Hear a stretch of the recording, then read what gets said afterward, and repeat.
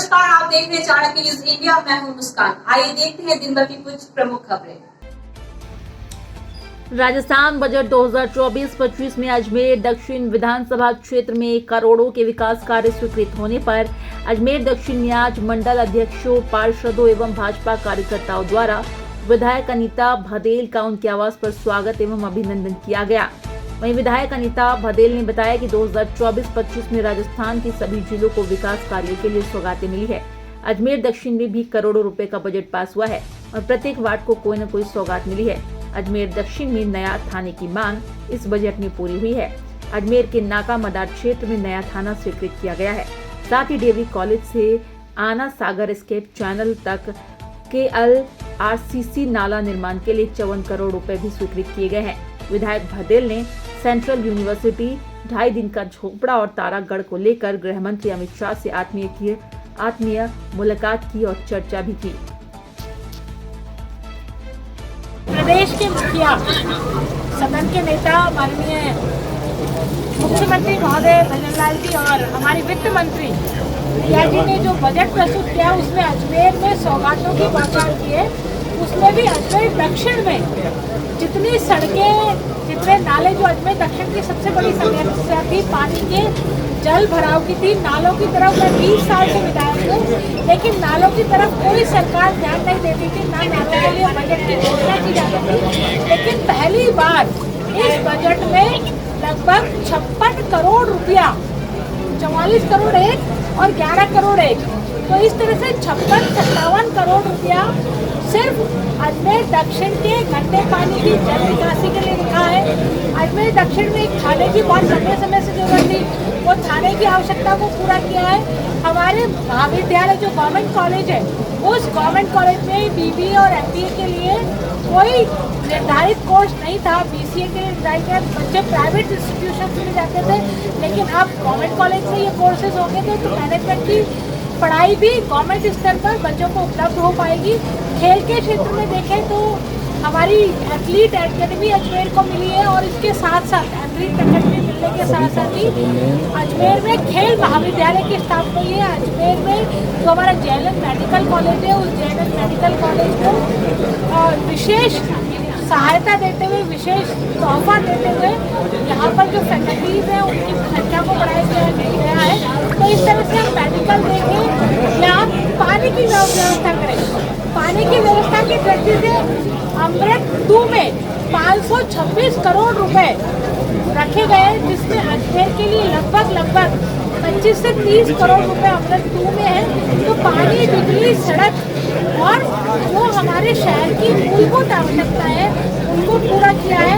20 करोड़ रुपए की सड़कें रखी, जिसमें 10 अजमेर दक्षिण और अजमेर उत्तर में बनने वाली है। तो मैं ये कह सकती हूँ कि अजमेर में सौगातों की बौछार हुई है।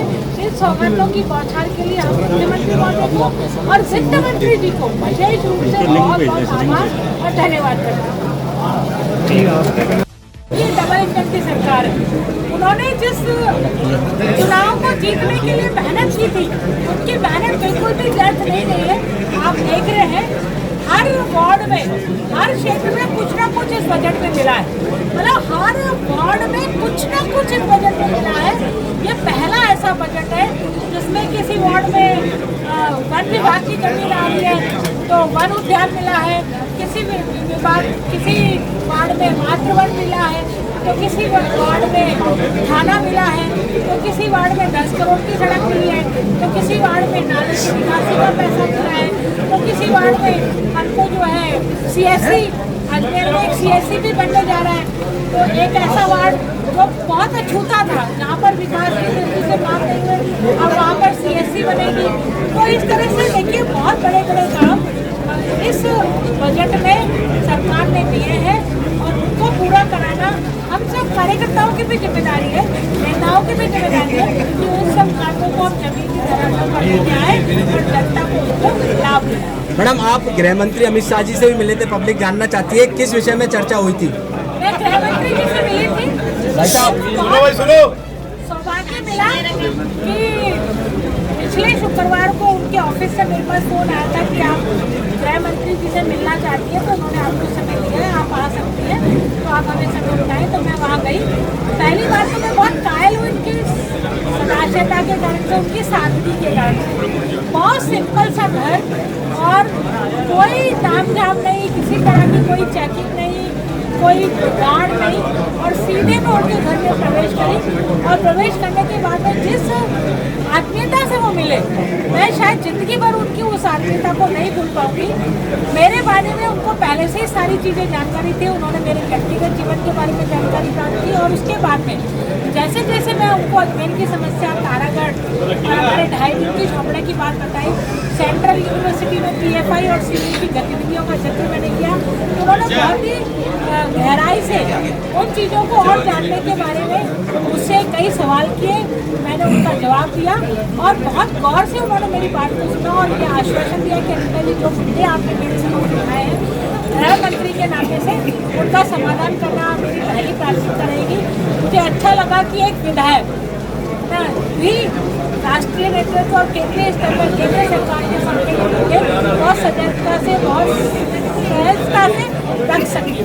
इसके साथ ही मैंने पुलिस, क्योंकि उनके पास गृह डिपार्टमेंट है, तो मैं 2 पत्र उनके लिए लेके गई थी। एक सामाजिक और सांस्कृतिक मुद्दों का पत्र था, एक पुलिस डिपार्टमेंट से संबंधित पत्र था।